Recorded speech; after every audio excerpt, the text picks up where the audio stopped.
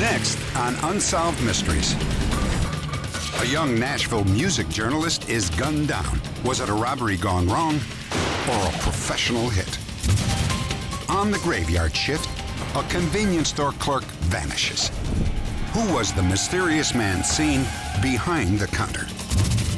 Padre Pio, a Catholic priest with the marks of the crucifixion known as stigmata. Many say that he has the power to heal. And an abusive father leaves a young girl angry and rebellious until foster parents change her life. 30 years later, she wants to thank them. Some hot cases, some cold cases, and some cases with surprising revelations.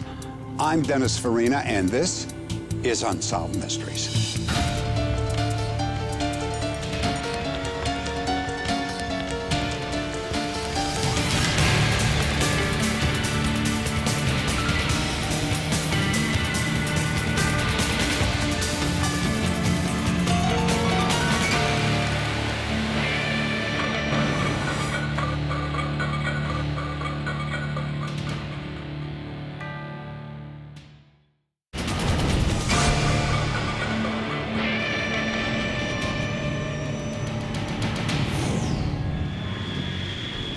Nashville, Tennessee, the country music capital of the world and a magnet for those trying to break into the music business. 23-year-old Kevin Hughes had dreams of making it big. But just as he began to establish himself in the Nashville music scene, his dreams came to a violent end. I'll talk to you next Kevin week. worked for Cashbox Magazine, one of the nation's foremost music industry publications. He was the director of the magazine's influential Top 100 Country and Western chart. From the time he was late grade school, he started listening to music and started buying the magazines. We'd have to go and pick up billboards about 40 miles away because we couldn't get them where we lived. And he always read the billboards and even would make up his own charts and that type of thing. For Kevin, landing the job was the chance of a lifetime.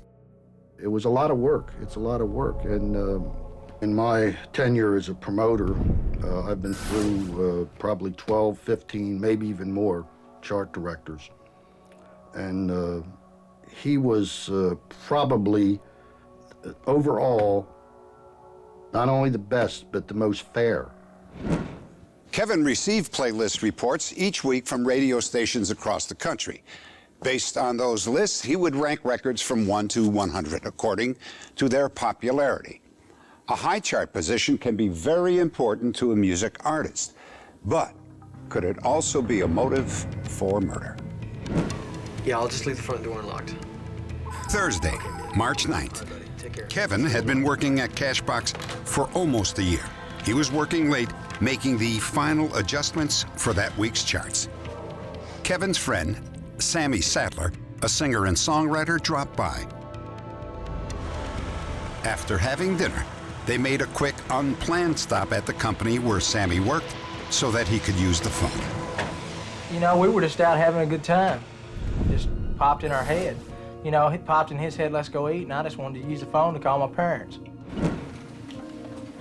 We was in here about, I would say, approximately 10 minutes. I was using the phone, and while I was on the phone, I heard something rattle the door. What was that? I don't know. Check it out.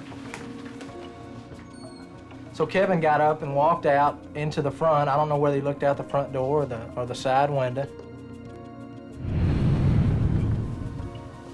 And when he come back in, I just said, "What was that?" And he said, "I really couldn't tell." Walking down the street, I didn't see who it was.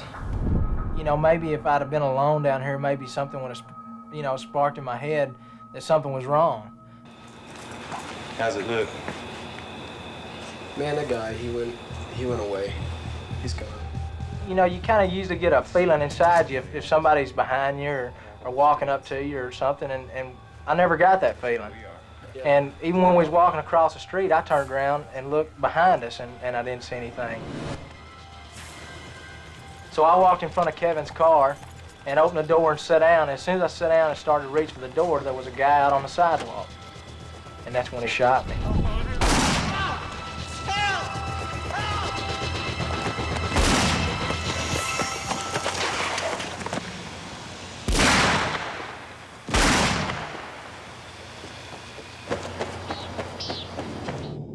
Sammy survived the attack despite a bullet that severed a major artery in his arm. Kevin was shot 3 times, twice in the back of his head. He was dead by the time police arrived. We have no motive, we have no suspect, we have no solid witnesses. Even though we have 5 people that witnessed this, we have none that can tell us what the suspect looked like. The next day, rumors began to circulate that Kevin's murder was a professional hit. Some people wondered if Kevin had either been mixed up in or had refused to participate in a music chart manipulation scheme. On the surface, it looks like a pretty good theory, that Kevin was in a position to make a number 100 song, so he could make it number 5. Or the charts could be padded, and Kevin, if he was taking money from somebody, from a promoter or whoever, from a singer, he could, in theory, push this person's record up. But we found no evidence of that. Kevin was not involved in that. A second theory is that Sammy and Kevin were the tragic victims of a robbery gone wrong. How can it be a robbery when nothing was ever spoken and the shooter chased Kevin down and killed him, made it a point to make sure he was dead? Even after he had shot Kevin twice in the head, he never once made any attempt to take any money from Kevin. He ran away as soon as he fired the shots. But you're gonna lose your bullet this week.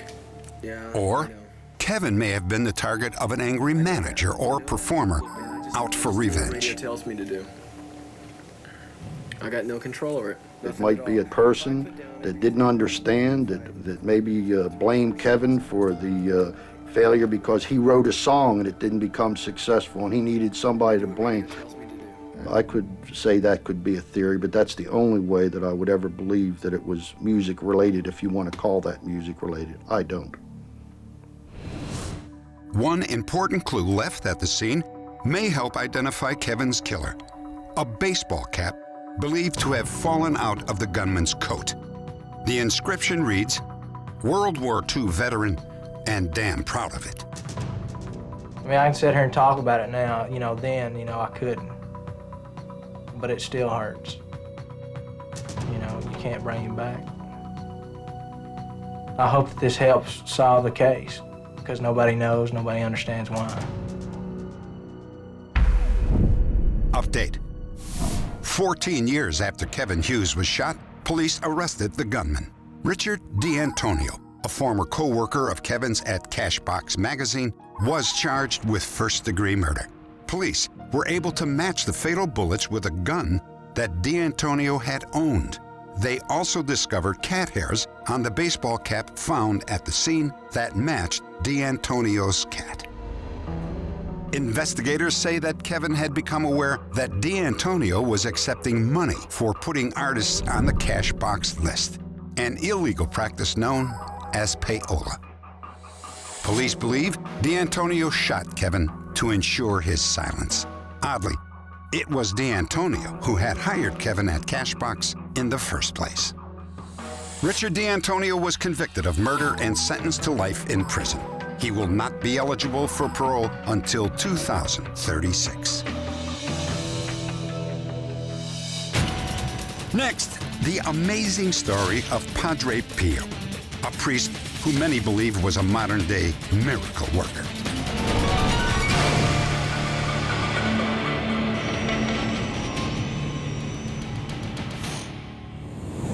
San Giovanni Rotondo, Italy. In 1987, Pope John Paul II paid homage at the tomb of one of the most well-known and controversial figures in the history of the Catholic Church. To millions around the world, he was known as Padre Pio. He was born Francesco Forgiano in 1887, the son of farmers. You are about to hear the stories of 2 people who believed that their lives were saved by the miraculous powers of Padre Pio.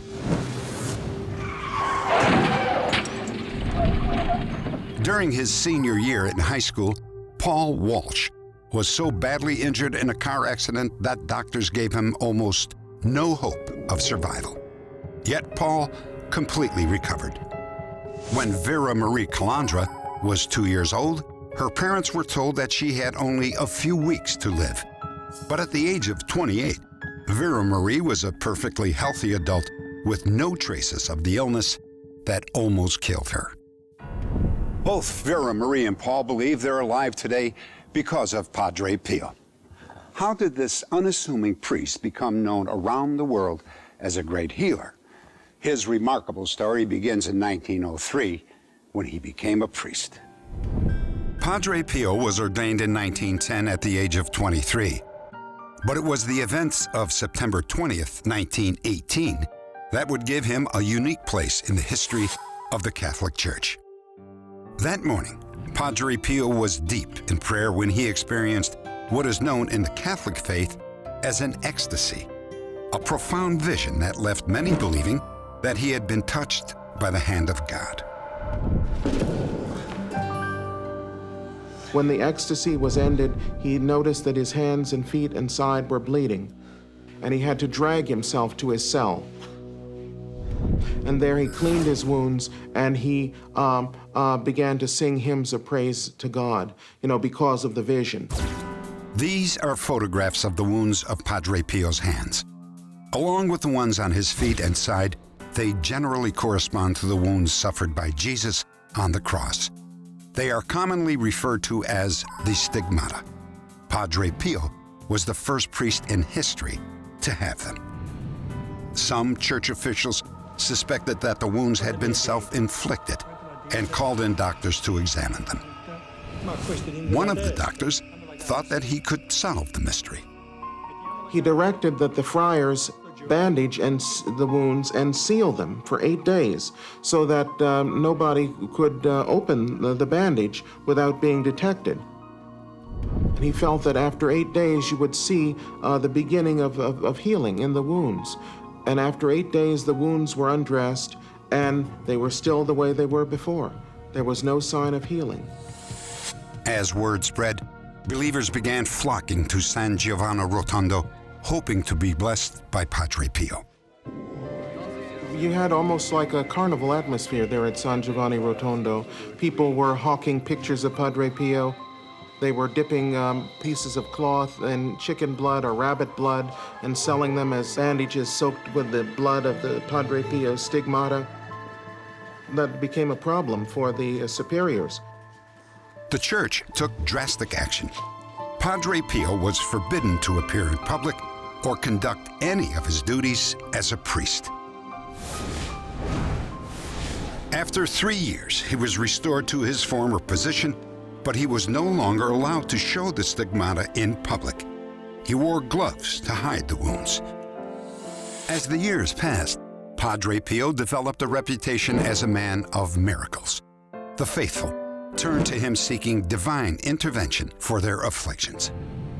Among them were Vera and Harry Calandra of Bartow, Pennsylvania. Their fifth child, Vera Marie, had been born with congenital defects of the kidneys and the urinary tract. 2 years and 4 operations later, the doctors delivered the worst news possible. Take your daughter home. Make her comfortable. He came back to us immediately and said, she's in recovery, and we did remove her urinary bladder. I thought I would pass out. I said, but how will she live without a bladder? He said, she's not going to live. Vera Marie was fitted with a catheter, but her condition became more desperate. Vera sent a telegram to Padre Pio, then 80 years old, asking for his blessings. A few weeks later, she says that she received a sign that her prayers had been heard. I was sitting in the living room of my home with Vera Marie sitting on the floor, and suddenly I experienced a most unusual fragrance of fresh roses, something I never experienced before. I had no flowers in my home, yet all around my head was an overwhelming, powerful fragrance of roses. And then suddenly, Padre Pio spoke to me. He said, I want you to bring your little girl to me here in Italy, but do not delay. Come immediately. Next, Vera Calandra travels to Italy and meets Padre Pio face to face.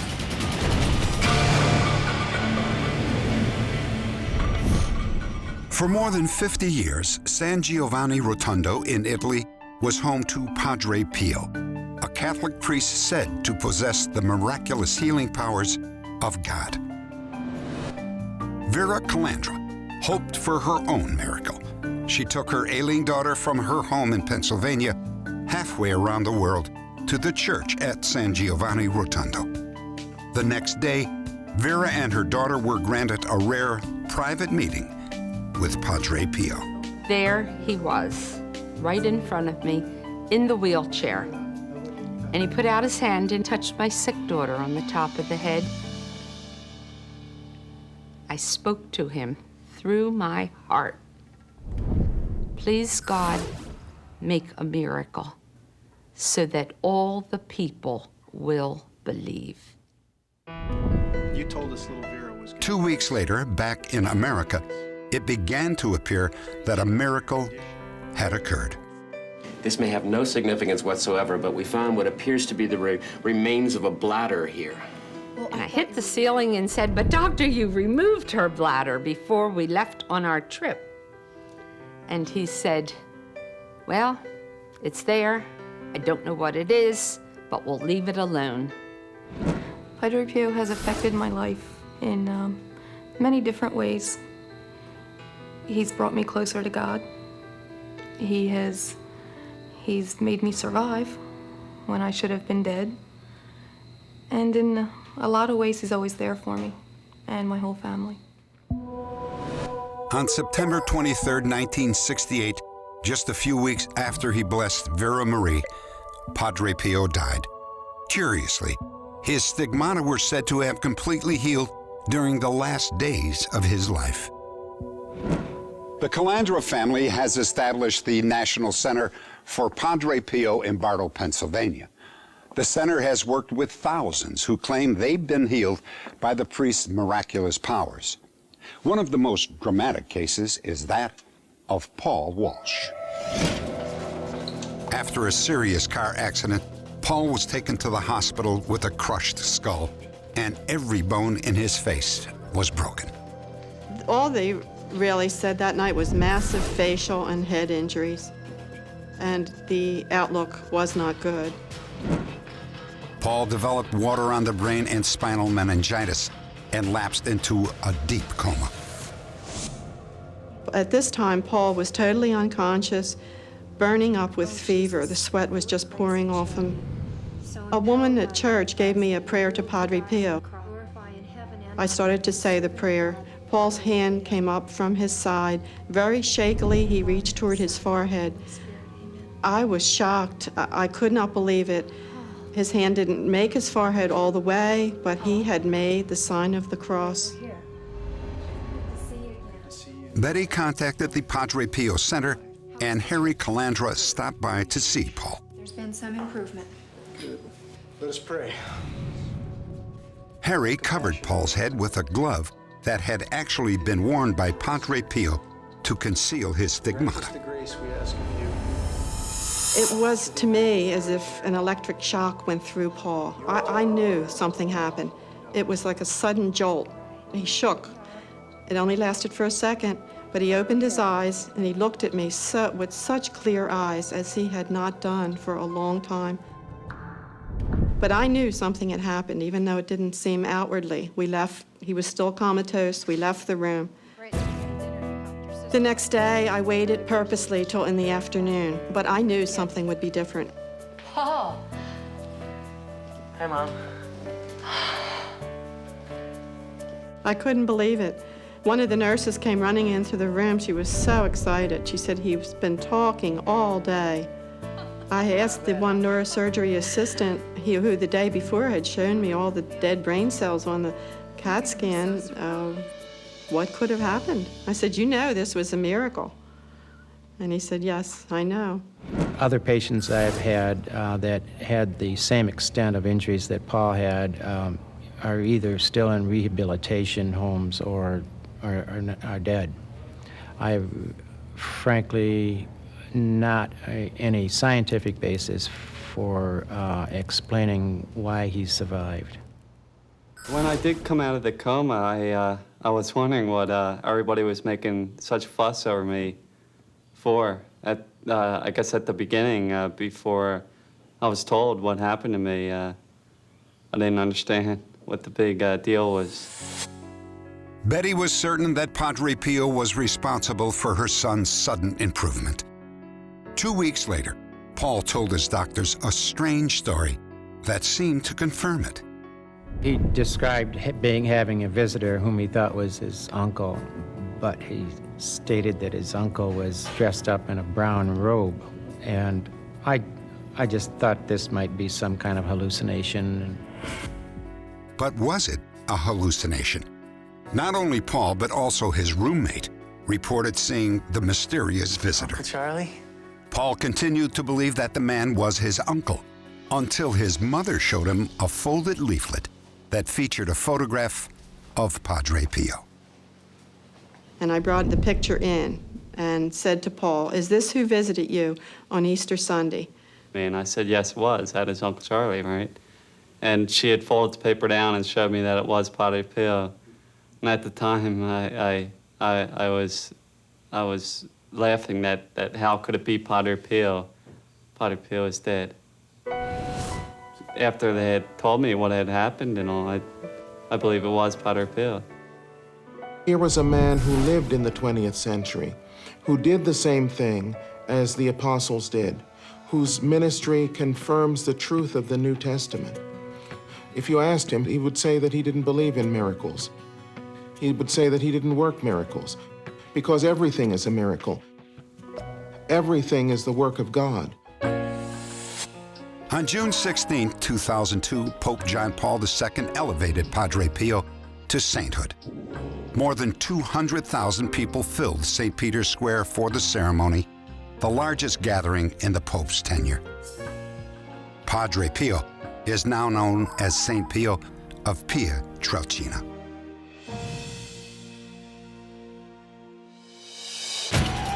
Next, a woman searches for the Good Samaritans who saved her from a fiery car crash.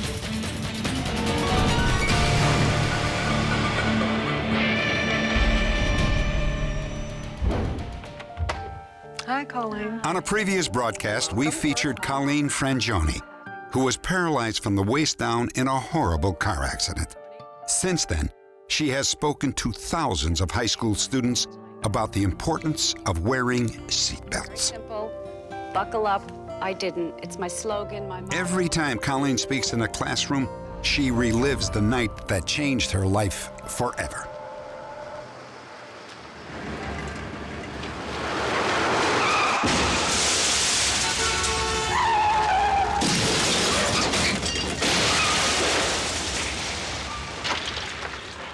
The hit of that second car just twisted me beyond the normal range. And that twist was so forceful that it broke 2 lower vertebrae and severed my spinal cord. 2 men pulled Colleen from the burning car, but both men disappeared before anyone could get their names. Colleen has never stopped looking for them. Update. The night this story aired, both of Colleen's heroes called our phone center and identified themselves as Ray Myers and Mike Kane. Just a few days after Christmas, Colleen was finally able to meet her heroes in person.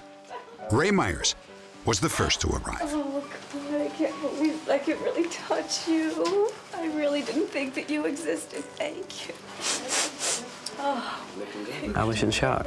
Yes, I do. Couldn't believe it was me, you know. I mean, I knew it was me, but it's like, it's incredible. That's how I feel about this whole thing. I think it's incredible. Half an hour later, Mike Kane showed up. Mike? Oh, gosh, how nice to meet you. Thank you so much. Oh, gosh. You know, I tried to imagine what you looked like, and I can't do that when I don't know the person. I was surprised, you know, why 15 years later, why, why?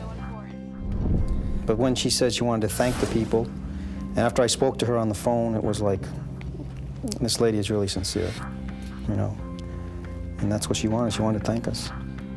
It's your name that was in the new book. I feel the whole circle, it's all completed. All the pieces of the puzzle are all put together now. And it's a real peaceful feeling inside.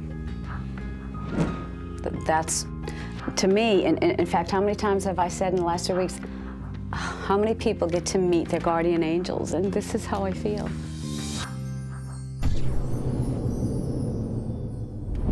For people who work in a convenience store, the most dangerous time of the day is the graveyard shift.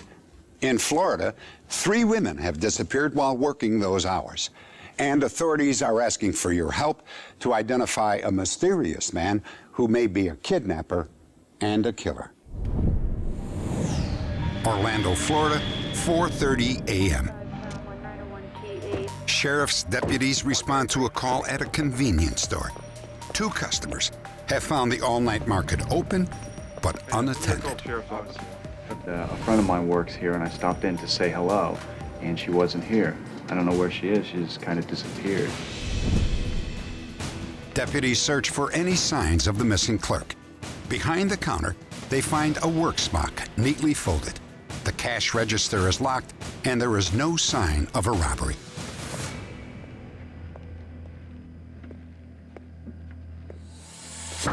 The missing clerk is 26-year-old Deborah Deanne Poe, who worked days at a local newspaper and nights at the store. Debbie and I were more like sisters than I am with my own sister. We had a very unusual friendship. We could fight like sisters do. We could ignore each other like sisters do, but we were there for each other. If we ever needed anything, we could count on one another. 5 nights a week, from 11 p.m. to 7 a.m., Deborah worked behind the counter, alone. She needed to work and get the money. She had a brand new car to pay for. She wanted to buy a house, and she wanted to start a business. So if it meant working 2 full-time jobs that she really didn't like, that's what she'd do. Just after 11 p.m. on the night she disappeared, a friend of Deborah's dropped by to discuss some house plans with her. Police verified that Deborah waited on customers from the time her friend left until 3:05 a.m. When her friend returned at 3:50 a.m., Deborah was gone.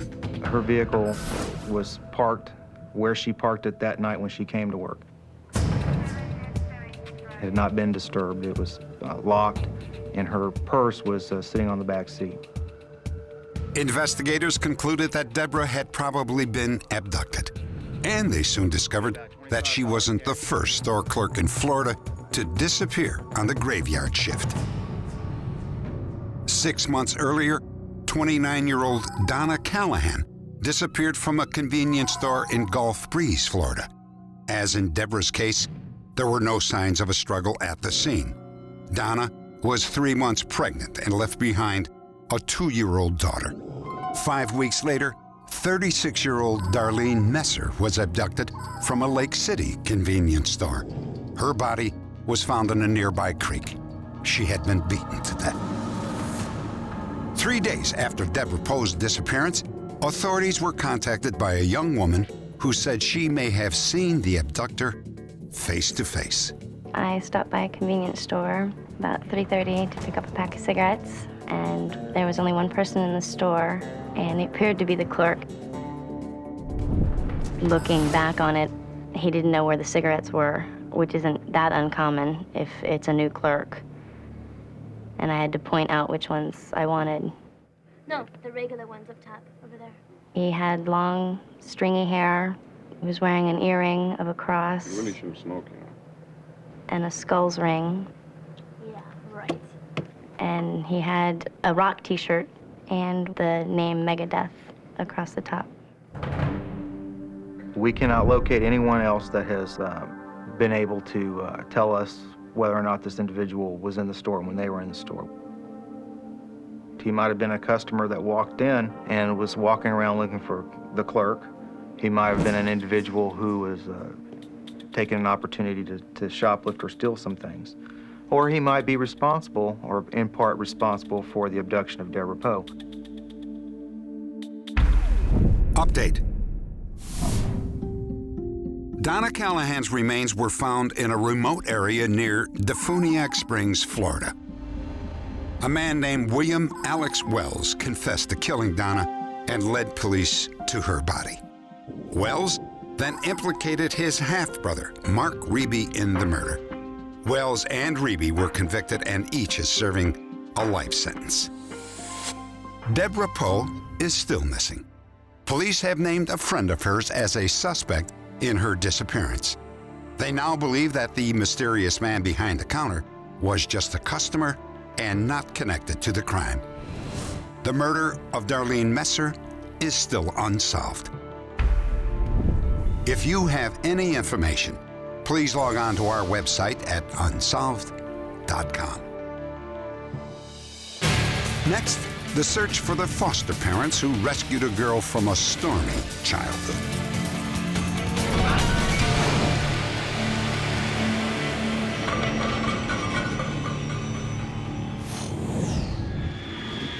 Torrance, California.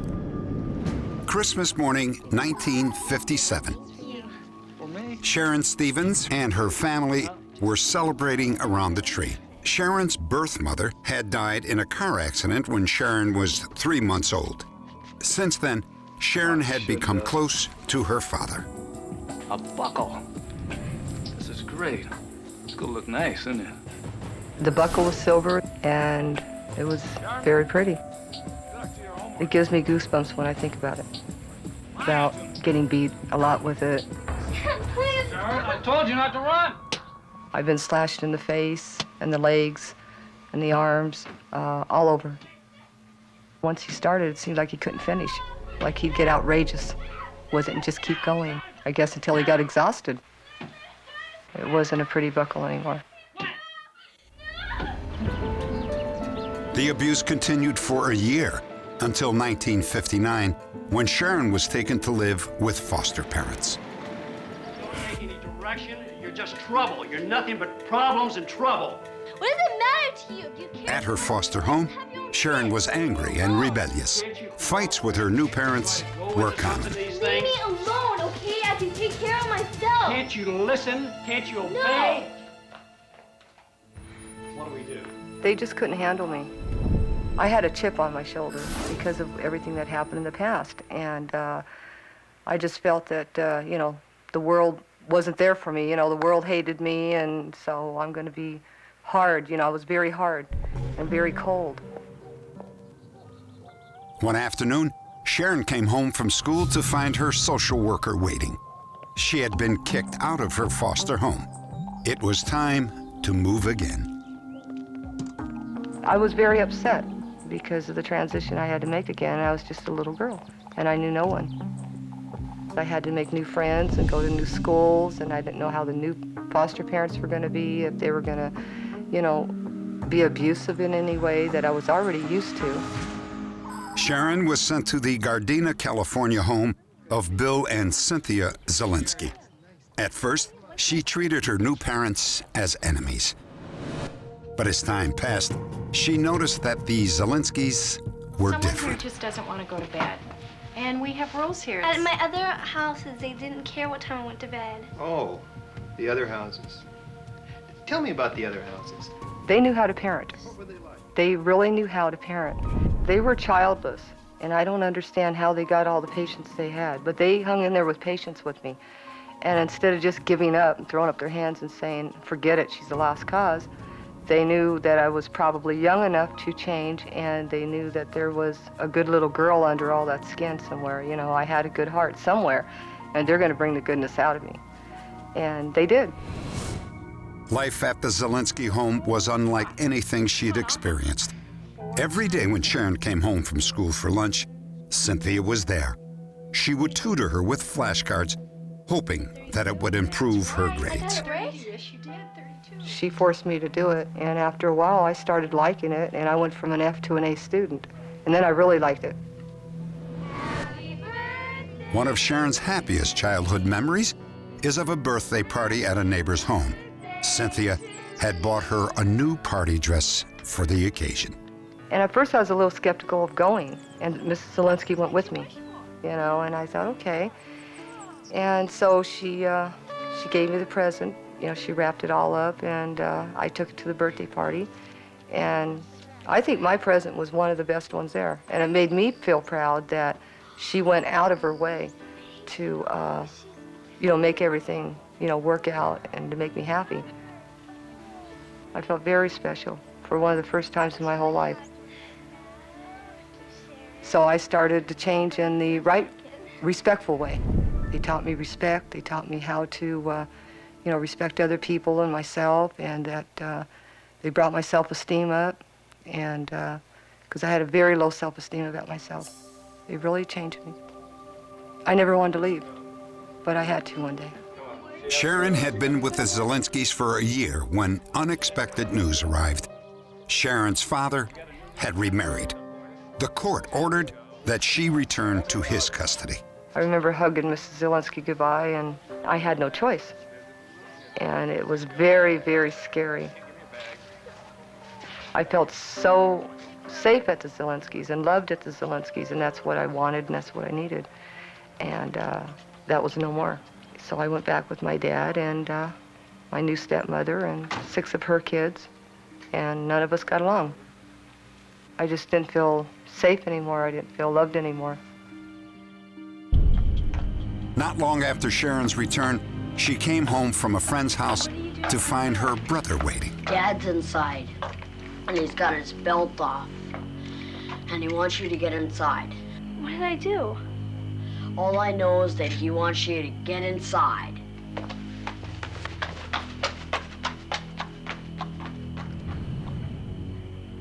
Hello, Mrs. Zelinsky. This is Sharon Stevens. The Zelinskys immediately sent a cab to pick Sharon up. Sharon, are you okay?